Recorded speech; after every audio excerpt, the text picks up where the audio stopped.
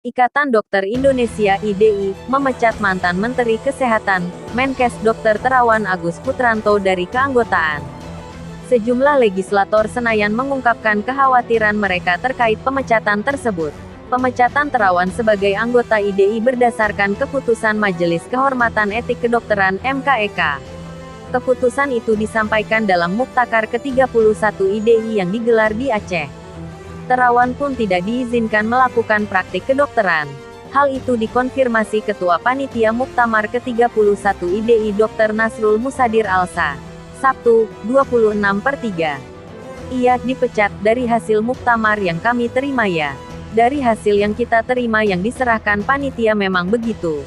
Sesuai MKEK iya, kata Dr. Nasrul Musadir Alsa. Hubungan Terawan dan IDI diketahui sempat panas dingin.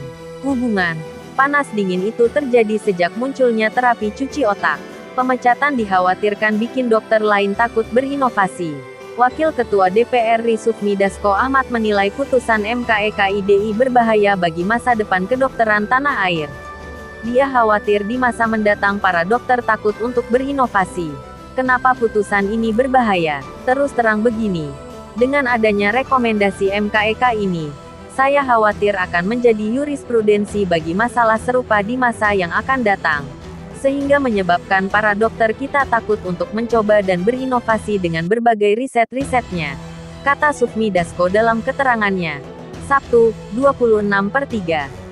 Sebagai organisasi profesi yang diberi kewenangan dalam UU Praktik Kedokteran, kata Dasko, harusnya IDI bisa lebih mengayomi dan membina para anggotanya serta terbuka dengan berbagai inovasi di bidang kesehatan, farmasi, dan kedokteran.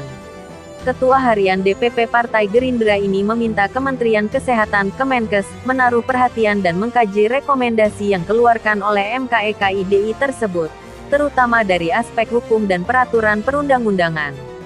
Saya tegaskan bahwa ini bukan hanya soal Pak Terawan ya. Tetapi ini tentang masa depan dunia kedokteran kita, masa depan dunia farmasi kita, agar lebih mandiri dan berdikari. Jangan sampai sebuah inovasi atau prestasi yang harusnya diapresiasi ini malah diganjar dengan sanksi, tegas Dasko. Pimpinan DPR RI itu juga akan meminta kepada Komisi IX untuk merevisi dan mengkaji secara komprehensif terkait dengan UU Praktik Kedokteran dan UU Pendidikan Kedokteran. Jangan sampai pemecatan jadi konflik suguhan drama masyarakat. Anggota Komisi IX DPR RI fraksi PDIP Rahmat Handoyo menyayangkan konflik IDI dan Terawan yang berkepanjangan.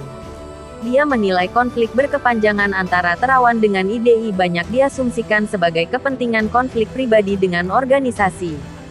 Semestinya kita sayangkan ya. Perseteruan. Bahasa saya ingin menyampaikan. Baik Dokter Terawan dengan IDI ini kan sudah sedemikian panjang ya.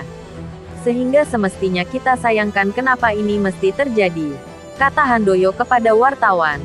Sabtu, tanggal 26 Maret tahun 2022. Ada yang mengatakan ini kepentingan konflik pribadi dengan organisasi.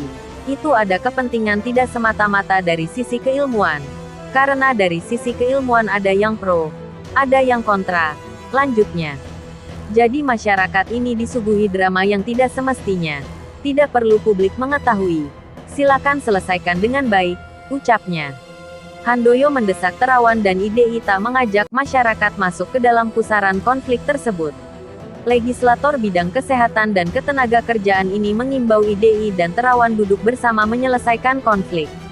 Legislator kecewa Terawan dipecat. Anggota DPR RI fraksi Gerindra Habibur Rahman yang sempat disuntik vaksin Nusantara buatan Dr. Terawan, mengaku kecewa dengan pemecatan itu. Dia mengaku banyak menerima masukan dari tokoh masyarakat terkait kekecewaan tersebut.